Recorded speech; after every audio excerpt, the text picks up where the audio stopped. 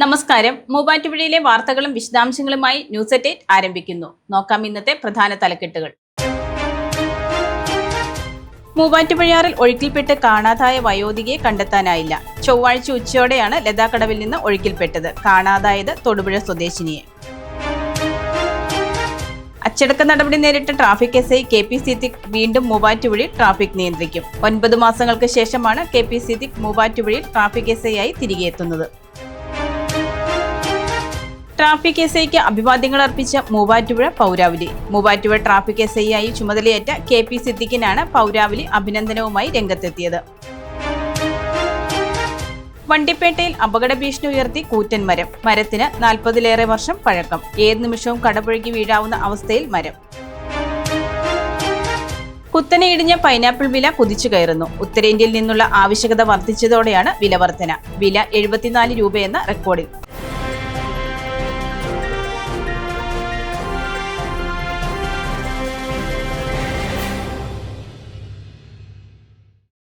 വാർത്തകൾ വിശദമായി.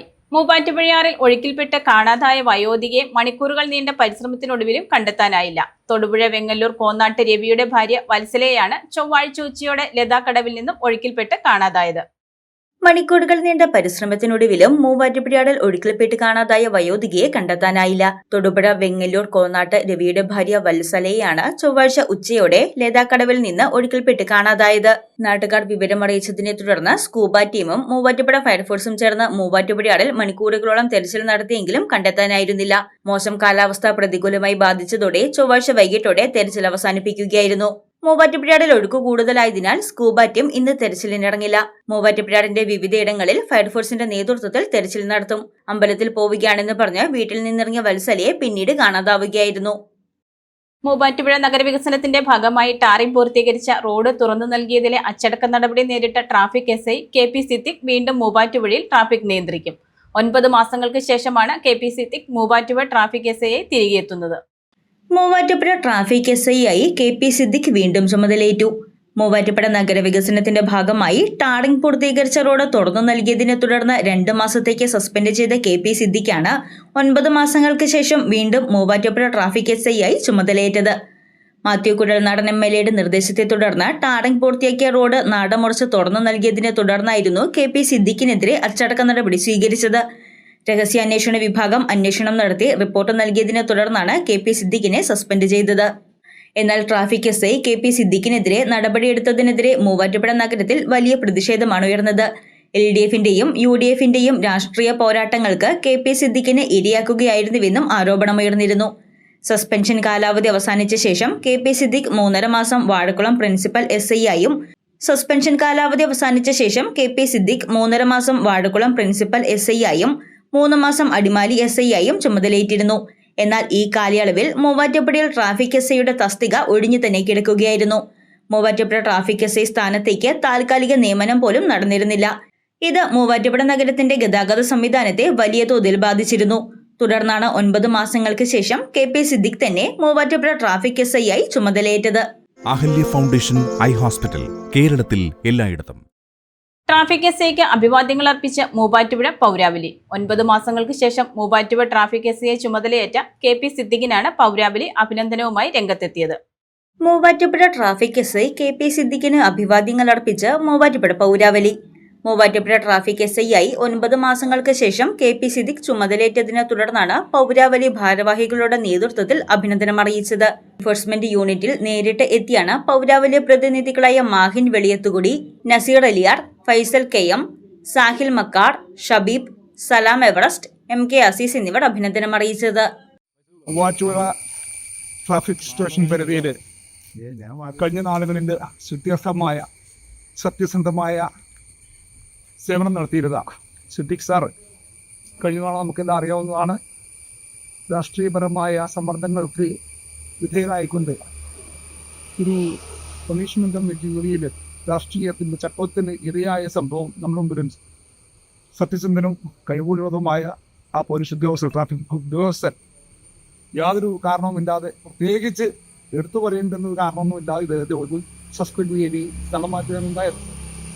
എന്നാൽ അതിനുശേഷം നമുക്കെല്ലാവർക്കും അറിയാം, മൂവാറ്റുപുഴ ട്രാഫിക് സംവിധാനം പൂർണ്ണമായി തകർന്ന് തീവ്രമായി ഒരു നിയന്ത്രണമില്ലാത്ത അവസ്ഥയിൽ മുന്നോട്ട് നിൽക്കൊണ്ടിരിക്കുകയാണ്. 2026-27 അഡ്മിഷനുകൾ ആരംഭിച്ചു. ഇന്ന് തന്നെ അപേക്ഷിക്കൂ.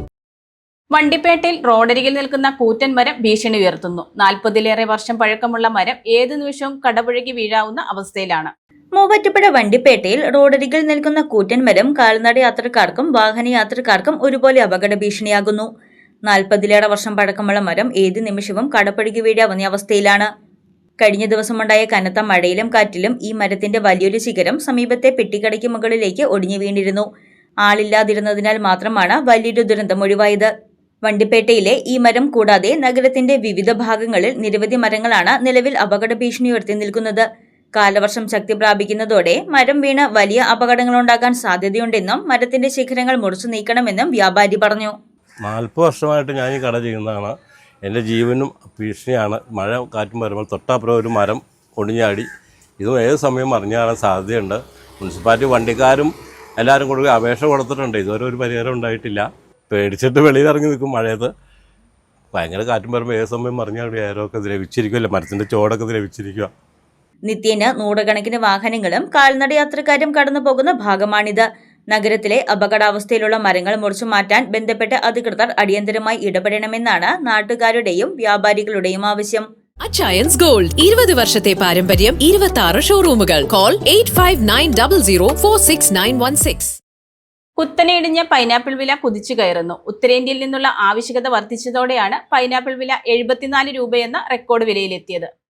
ഒരു മാസം മുൻപ് കുത്തനെ ഇടിഞ്ഞ പൈനാപ്പിൾ വില കുതിച്ചു കയറുന്നു. 74 രൂപയെന്ന റെക്കോർഡ് വിലയാണ് ചൊവ്വാഴ്ച കൈവരിച്ചത്. വില കയറിയെങ്കിലും ഉത്പാദനം കുറവാണ്. സ്പെഷ്യൽ ഗ്രീനിന് 74ഉം ഗ്രീനിന് 72ഉം പഴത്തിന് 55 രൂപയും വീതമാണ് വാഴക്കുളം വിപണിയിൽ ഇന്നലെ ലഭിച്ച വില. 10 വർഷത്തിനിടയിലെ ഏറ്റവും ഉയർന്ന വിലയാണിത്. ആവശ്യക്കാർ വർദ്ധിക്കുകയും വിളവ് കുറയുകയും ചെയ്തതാണ് വില വർദ്ധിക്കാൻ പ്രധാന കാരണം.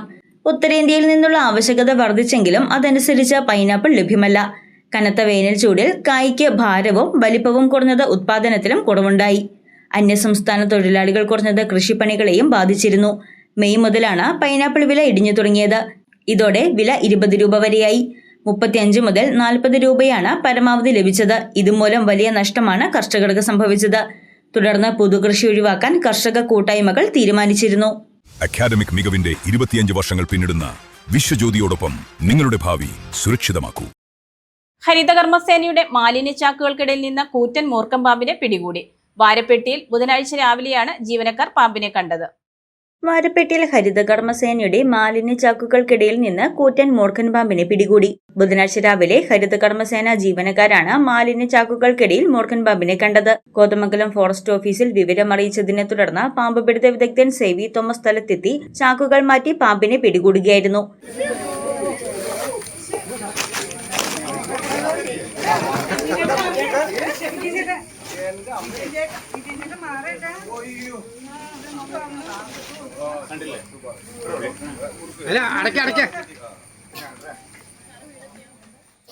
പാമ്പുകൾ വരാതിരിക്കാൻ എല്ലാവരും ജാഗ്രത പാലിക്കണമെന്ന് പാമ്പിനെ പിടികൂടിയ സേവി തോമസ് പറഞ്ഞു.